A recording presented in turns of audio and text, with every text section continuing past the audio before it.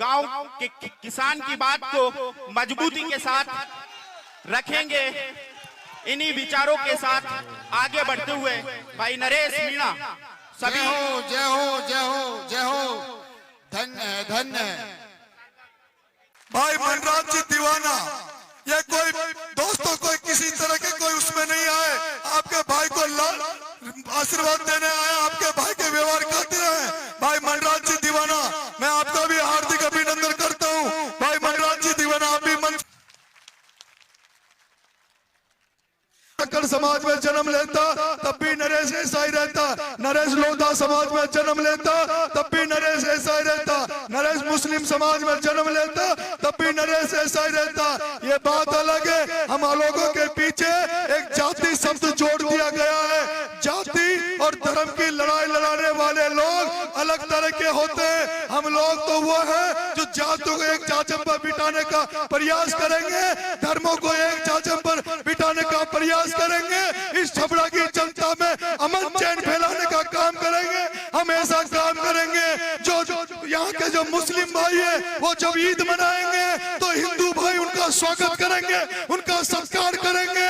और जब हिंदू भाई यहाँ दिवाली मनाएंगे या होली मनाएंगे तो उसका सत्कार स्वागत मुस्लिम भाई करेंगे।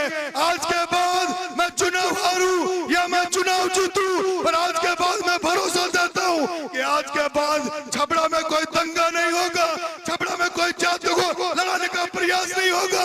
इसलिए सर्व जातीय आंदोलन है जिसमें सभी जातियां अपनी आहुति देने के लिए तैयार है। छपरा का युवा आपके बेटे को आशीर्वाद सहयोग साथ देने के लिए तैयार है। आप सब लोग शांति से रहे, इनको सुने।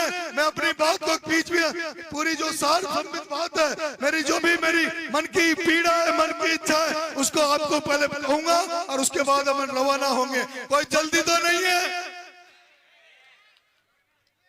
कोई भूख प्यास तो नहीं है, सहन कर लोगे। मेरे पास ज्यादा व्यवस्था नहीं है, इसलिए सब पब्लिक उनके प्रति यहाँ एक पाओगे। आरती को कंधा देने सब थोड़ी न आओगे। याद करोगे बलिदान को जब निर्वाण दिवस मेरा होगा। याद करोगे बलिदान को जब निर्वाण दिवस मेरा होगा।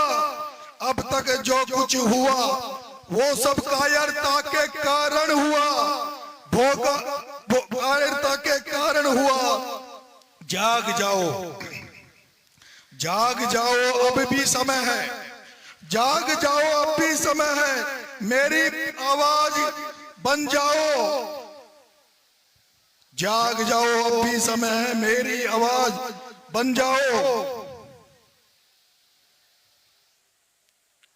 लेनी है आजादी तो, लेनी है आजादी तो अब तुम भगत सिंह बन जाओ।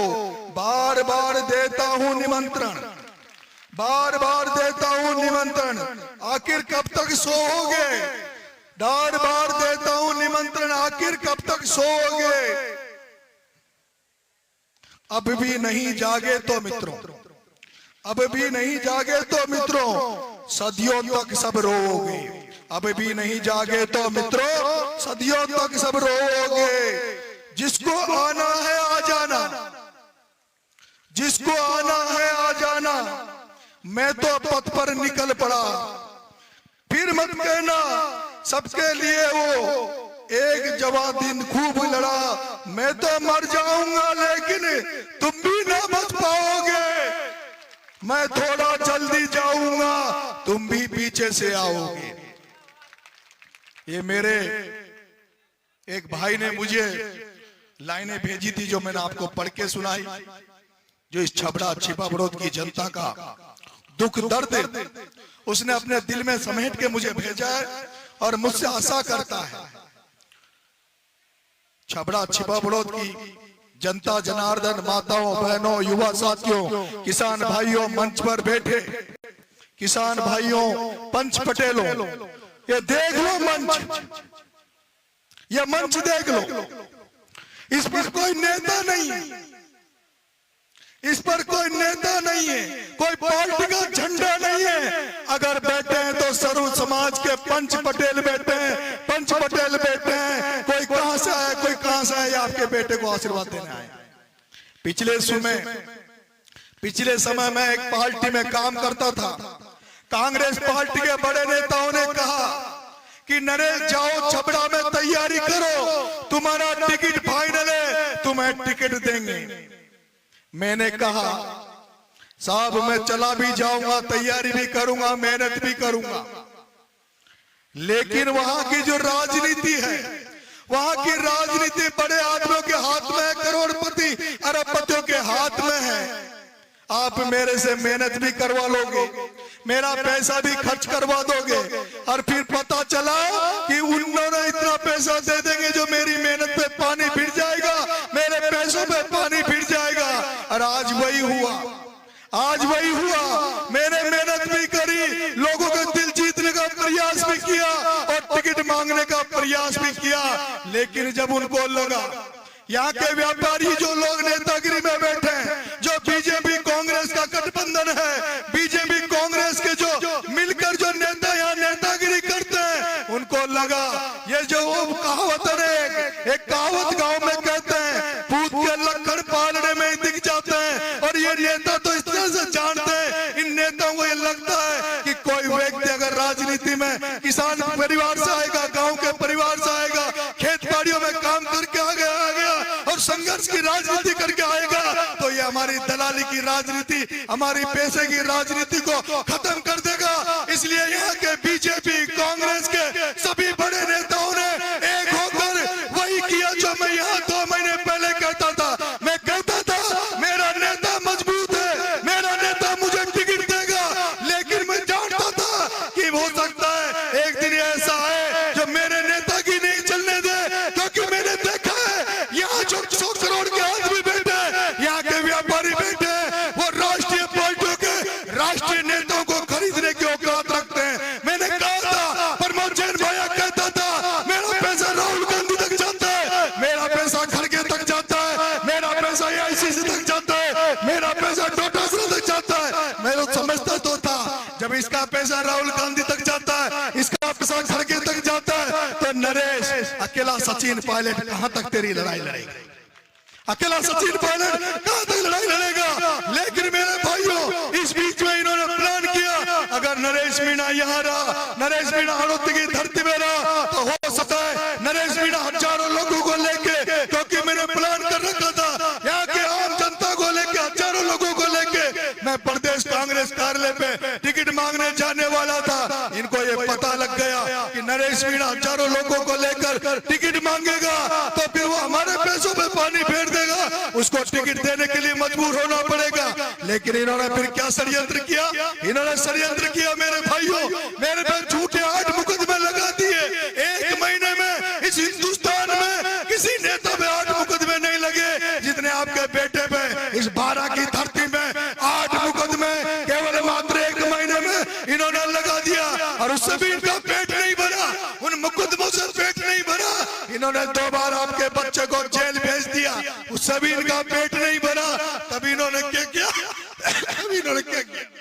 इन्होंने मेरी राजपाषा की फाइल खोल दी, मेरी राजपाषा की फाइल खोल दी। आप शायद लोग नहीं जानते, या तो जो गुजरात में हार्दिक पटेल पे जो केस लगाया गया था, हार्दिक पटेल पे जो राजपाषा लगाई गई थी, हार्दिक पटेल को जो गुजरात से बाहर रखने की साजिश रची गई थी, आपका बेटा वो वीर बेटा है, आपका बेटा वो बहादुर बेटा है, जिस पर भी राजस्थान की सरकार, प्रमोद जैन भैया, प्रताप सिंह सिंघवी ने मिलकर राजपाषा खोलने का प्रयास किया। और इनका मन था कि नरेश मीणा को 1 साल के लिए जेल डाल दो, ना रहेगी बांस, ना बजेगी बांसुरी।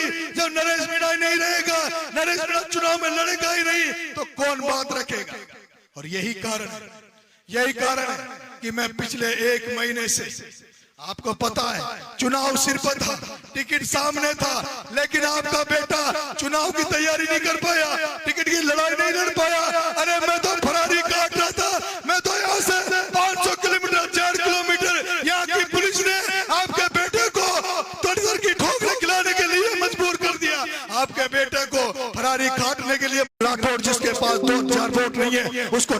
दिला दिया। मेरा नेता ने लड़ाई लड़ी, मेरे नेता की नहीं चल पाई, और मैं जानता हूं मेरा नेता कहीं भी होगा, लेकिन उसका आशीर्वाद मेरे साथ है। मेरे नेता सचिन पायलट का आशीर्वाद मेरे साथ है। और मैं इस मंच में कहना चाहता हूँ, इस चाचा में कहना चाहता हूँ, मैंने जो गुजर मीणा समाज की इस राजस्थान में एक लकीर खींची है, जो लकीर मैंने सौहार्द की खींची है, जो लकीर मैंने भाईचारे की खींची है, जो गुजर मीणा को मिलाने की राजनीति सचिन पायलट ने और नरेश मीणा ने इस राजस्थान में चालू की है, उसको कोई रोक नहीं सकता, उसको कोई टोक नहीं सकता। जब तक मैं जिंदा हूँ, मेरी रगों में खून दौड़ता है। मैं राजस्थान में जो किसान कम्युनिटी है, चाहे वो जाट समाज हो, यादव समाज हो, जो भी किसान अपने देश की आजादी के लिए कुर्बान हो गया। नरेश तूने क्या किया? तूने तो कुछ नहीं किया। नरेश तेरे पे मुकदमे लगे, जेल गया, कुछ नहीं हुआ। मैं भी भगत सिंह बनना चाहता, लंबी रेस का घोड़ा, लंबी जिंदगी नहीं जीना चाहता। नरेश मीणा 100 साल नहीं जीना चाहता। नरेश मीणा 2 साल 2 साल 4 साल जीना चाहता है, लेकिन नरेश मीणा ऐसा बनना चाहता है जो नरेश मीणा जब नरेश मीणा शमशान घाट की तरफ जाए तो एक ही इच्छा रखता हूँ कि नरेश मीणा के दाह संस्कार में इतने लोग इकट्ठे हो जाए, जब बड़े बड़े नेता, बड़े बड़े लोगों के दाह संस्कार में लोग इकट्ठे नहीं हो, इतनी सी इच्छा। टिकट कटा दिया, टिकट नहीं दिया, और आप देखो आदरणीय पायलट साहब की वजह से किस तरह से मुझे लाड प्यार आशीर्वाद मिल रहा है।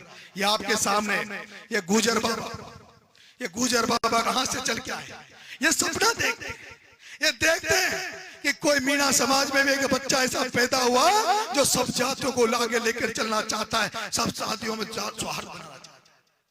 मैं छबड़ा छिपा बड़ौद की जनता आपसे कहना चाहता हूं, यहाँ लोग कहते हैं कि यहाँ तो टिकट वाला जीतेगा, यहाँ तो फलाना जीतेगा। आपके बेटे ने सन 2004 में राजस्थान की राजधानी में सबसे बड़े विश्वविद्यालय का टिकट मांगा था। राजस्थान की राजनीति में राजस्थान विश्वविद्यालय का एक अपना स्थान है, और उसका मैंने टिकट मांगा था। उस समय भी वहां भी यही होता था, यूनिवर्सिटी में भी यही होता था। जो पैसे वाले थे, जिनके पास पैसा था, करोड़ों रुपए थे, उनको टिकट मिलता था, पार्टी उनको टिकट देती थी। 2004 में मैं जब चुनाव लड़ा तो वहां भी मुझे एनएसयूआई ने टिकट नहीं दिया था, लेकिन आपके बेटे ने हार नहीं मानी। 2004 में बिना टिकट के चुनाव लड़ा, और फिर मैंने सौगंध खाई थी कि जब तक नरेश मीणा जिंदा है, जब तक छात्र राजनीति में हूं, इन टिकट वालों को, इन पैसे वालों की दुकानें बंद कर दूंगा। और आज आपने देखा होगा जो युवा साथी है, वो मेरे इतिहास को अगर जानते हो तो मैंने वो कर दिया। राजस्थान विश्वविद्यालय में जो बीजेपी का संगठन है, एबीवीपी, जो एनएसयूआई संगठन है कांग्रेस का, उन जो जिनको टिकट देते हैं, हम सब मिलके उनके टिकट को भूंगड़ी बना के और वापिस भेज देते हैं। हम सब लोग टिकट को वापस भेज देते।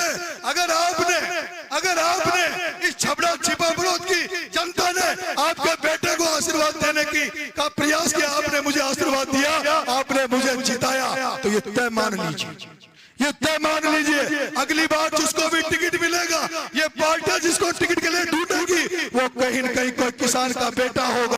आज कितना बड़ा अपमान है, 24,000 धाकर समाज, उसको टिकट नहीं, जो 20,000 लोधा समाज, उसको टिकट नहीं, 45,000 मीणा समाज, उसको टिकट नहीं, दलित समाज, एससी समाज 45,000, उसको सब टिकट नहीं। उपेंद्र शर्मा जो बेचारा 2 बार प्रधान नहीं बनने दिया, जिसको 1 बार जिला प्रमुख नहीं बनने दिया, उसको टिकट नहीं, वो भी अभी मेरी तरह बहादुरी का परिचय दे।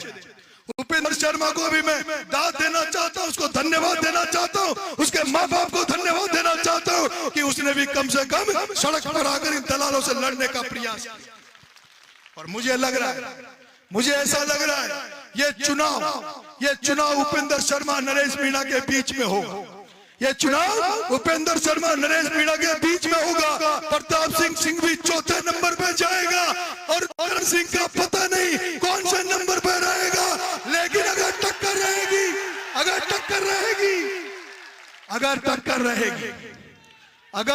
रहेगी तो केवल उपेंद्र शर्मा नरेश मीणा के बीच में होगा। और मेरी सिर्फ उपेंद्र शर्मा के साथ भी उसी तरह से कुठाराघात किए गए, उस बामन के लड़के के साथ भी उसी तरह से यहाँ कुठाराघात किए गए जैसे आपके बेटे के साथ किया। और उपेंद्र शर्मा, मैं आपको मेरे बात सुनो, कहीं भी उपेंद्र शर्मा के कार्यकर्ता मिले, उपेंद्र शर्मा प्रचार करता मिले, जय नारायण जी धाकर साहब अगर चुनाव लड़ते हैं, जय नारायण जी नागर साहब चुनावी मैदान में उतरते हैं, तो ये सब हमारे सम्मानीय है। वो भी लड़ाका है, वो भी योद्धा है, इनका सम्मान करना, माला पहनाना, इनको झूठा गलत जवाब मत देना। लेकिन छबड़ा छिपा बड़ों की जनता सौगंध खा लो कि प्रताप सिंह सिंघवी और करण सिंह के टपकी नहीं लगानी, टपकी नहीं लगानी, टपकी नहीं लगानी। मैं आपको निवेदन करना चाहता हूं, मैं आपसे निवेदन करना चाहता हूं, 70 साल हो गए, 70 साल हो गया। प्रताप सिंह सिंघवी 6 बार एमएलए बन गयो, उको बाप एमएलए बन गयो, उको एक बड़ो बाप भैरव सिंह शेखावत न्यासू में एमएलए बन मुख्यमंत्री बन गयो, और उका बाद पल्लू ने टिकट मिलता है काहे की, टिकट मिलता है पल्लू ने काहे की। ये छबड़ा पिछड़ा हुआ एरिया, ये छबड़ा पिछड़ा हुआ एरिया, इसका विकास करूंगा।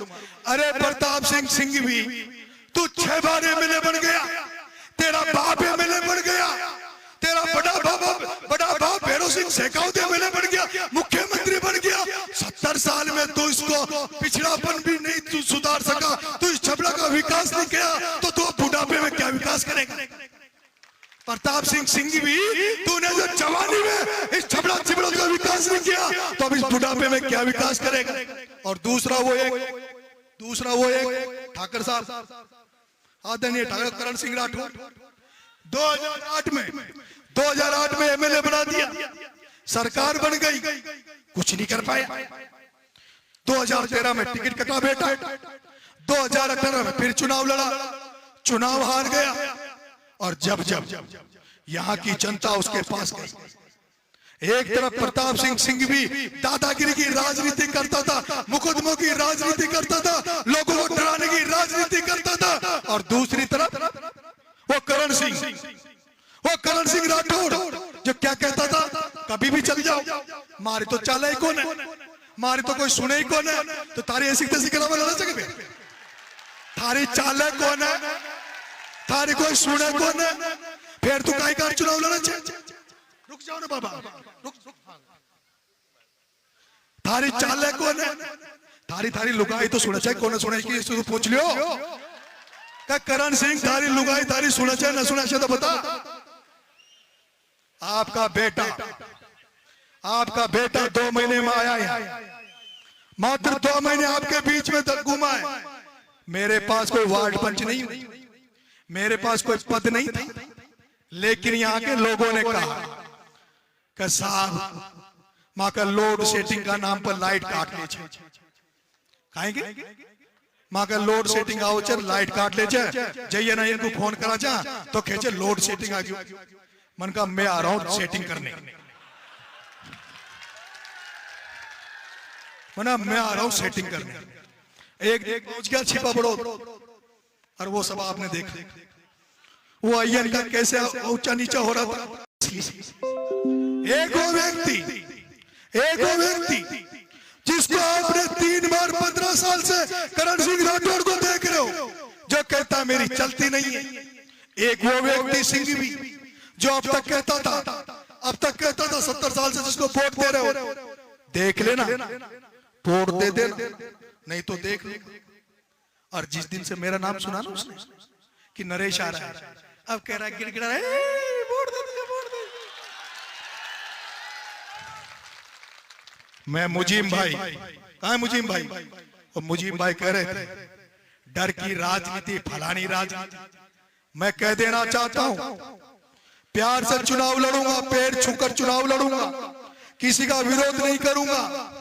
लेकिन अगर किसी ने छबड़ा छिपरों की धरती पर किसी दलाल नगर बहकाने की कोशिश की, दुष्प्रचार करने की कोशिश की, किसी ने पैसा बांटने की कोशिश की, किसी ने दारू बांटने की कोशिश की, तो गांव में पेड़ों के बांध देंगे, दलालों को पेड़ों के बांध देंगे, जूता देंगे। और मैं कह देना चाहता, किसी दलाल ने पैसे बांटने का प्रयास किया, दुष्प्रचार करने का प्रयास किया, दारू बांटने का प्रयास किया, तो सुन लेना, चाहे फिर तुम कोई भी हो, ना प्रताप सिंह सिंघवी बचाने आएगा, ना करण सिंह बचाने आएगा, क्योंकि ये जनता जाग चुकी है, ये जनता जाग चुकी है। मैं देख रहा हूं जनता का जो जनभावना हमारे साथ है। मुझे लगता है आने वाले समय में केवल वोट पड़ेगा, पोलिंग पर जाएगा तो नरेश मीणा को देने वाले जाएंगे। और मैं ये भी जानता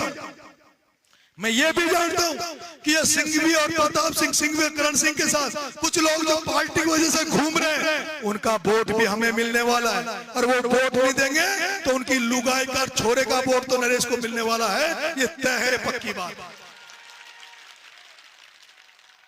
मैं ये चुनाव युवाओं की दम पर लड़ रहा हूं, मैं चुनाव किसानों की दम पर लड़ रहा हूं, मैं चुनाव सर्व समाज की दम पर लड़ रहा हूं।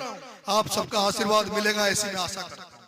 और लोग कहते हैं, मेरे फोन आते हैं, ऐसा मत करना, वैसा मत करना, ऐसे नारे मत लगाना, ये मत करना। मैं आप सबको कहना चाहता हूं, सब करना, क्या सब करना, जो मैं कहूं जो करूं। अब मैं क्या कह रहा हूं कि आज के बाद नारों से वोट नहीं बनते। वो तो कह रहे कि उनको क्या लगता पता है कि नारे लगाएंगे, ये हुड़दंग करेंगे, ये लठ चलाएंगे, वो बेवकूफ है।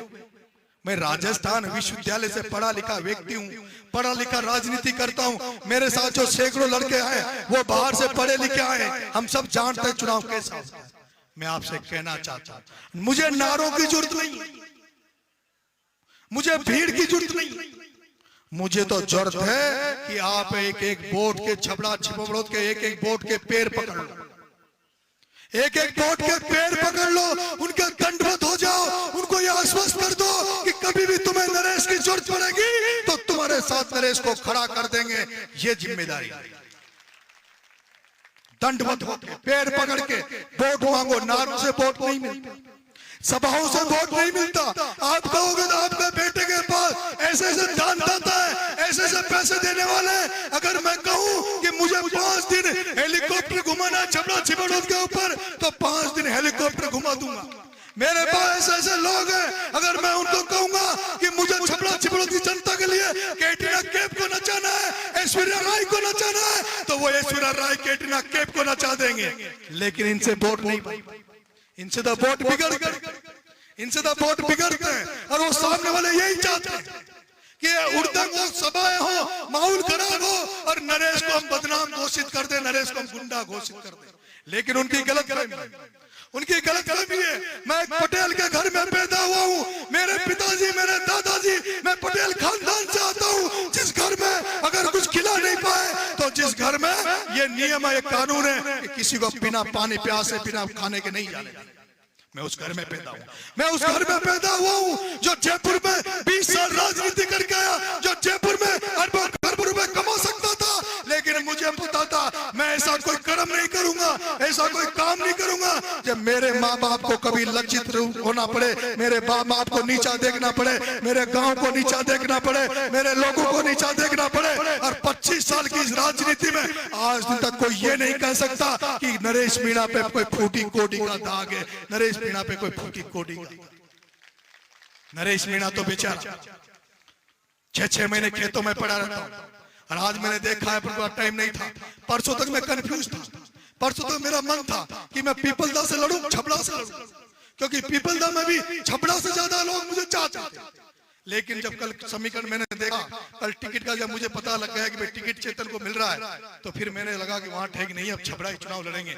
और 2 दिन की उसमें एक गाड़ी हमने किराए पे नहीं लगाई, एक मोटरसाइकिल में पेट्रोल नहीं डाला, और उसके बावजूद भी आप मुझे जो आशीर्वाद देने आए हो, अगर यही आशीर्वाद 25 तारीख तक आपका बना रहा, तो आपका बेटे को कोई जीतने से रोक नहीं सकता, कोई रोक नहीं सकता। और हो सकता है ये हम सबके खुश नसीबी हो, हम सबके भाग्य में यही लिखा हो कि पार्टी से अगर मैं एमएलए बन जाता, तो पार्टी का एमएलए कैसा होता है पता है? जैसे वो बेलों को अपन कुड़ी निकालते, हड़ निकालते हैं खेत में, और बेल के वो बांध देते हैं छिका। क्या बांधते हैं कि वो बेचारा बेल जो है वो खेत में डोलेगा तो सही, लेकिन कुछ खा नहीं पाएगा, नुकसान नहीं कर पाएगा। तो हो सकता है इस कांग्रेस टिकट मिल जाता, आप एमएलए बना देते और वो कांग्रेस वाले मेरे छिका लगा देते कि तू ये तो बोलेगा, ये नहीं बोलेगा, ये करेगा, वो नहीं करेगा, उसके मंच पे जाएगा, उस जगह नहीं जाएगा। लेकिन अब आपका कौन सा बेल है? ये बेल है जो खुला घुमाते हो तुम। कौन, क्या बोलते हैं उसको? हाँ, ये वो है। इसको अगर एमएलए बना दिया तो ये खुला हुआ है, जिसको तुम चाहो जैसे चलाना, तुम चाहो जिसके खेत में उड़ा देना, तुम चाहो जिसके उधर चला देना, तुम्हें जहां मर्जी आए इस बेल का इस्तेमाल कर लेना। कूड़ी में इसको लगा लेना, हड़ में इसको लगा लेना, दूध निकालने के लिए इसको लगा लेना। हर तरह से आपका ये योद्धा तैयार खड़ा है, आपका योद्धा मैदान में। अंत में आप सबको बहुत बहुत धन्यवाद के साथ इतना सा निवेदन करना चाहूंगा, जो मेरे बाहर के साथी आए। अब एक बात और कहते हैं, बाहर के लड़के आते हैं, अरे करण सिंह तेरे किसी रिश्तेदार को तो बुला ले, तो 500 किलोमीटर से। प्रताप सिंह भी तू बुला ले। इनको प्रचार करने के लिए 5-5 आदमी नहीं मिल रहे, और मेरे लिए 100 गाड़ियां, कोई धौलपुर, करौली, टोडा भीम, अलवर, वहां तक के लड़के आ रहे हैं। क्यों आ रहे हैं भाई? क्यों आ रहे हैं? मेरे से क्या स्वार्थ है?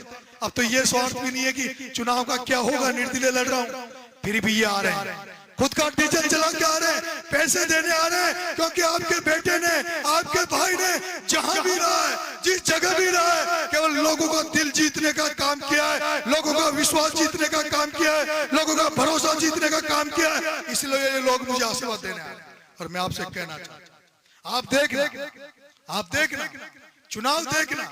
आज तो चुनाव हम मांडा है, अब कल से खेल स्टार्ट होगा, कल से बैटिंग चालू होगी।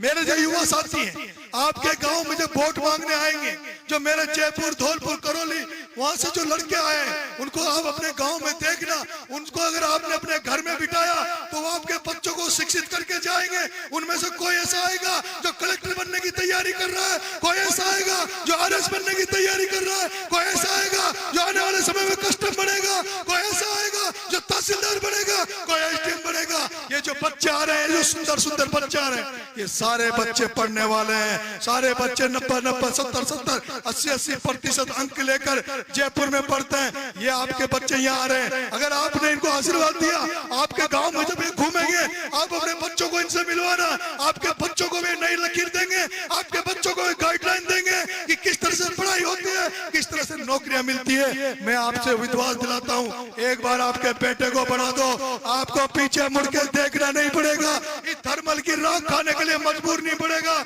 अगर थर्मल में नौकरी करेंगे तो आपके बच्चे थर्मल में नौकरी करेंगे, आपका कब्जा होगा, आपको लाइट 24 घंटे मिलेगी, आपको खाद 24 घंटे मिलेगा। आपने देखा होगा, मैंने 12 में कलेक्टर को कहा था कि कलेक्टर साहब, हर साल खाद की लाइनें लगती, लट पड़ते। इस बार अगर खाद की लाइन लग गई तो देख लूंगा। क्या किसी किसान को खाद की लाइन में लगना पड़ा इस बार? हाँ?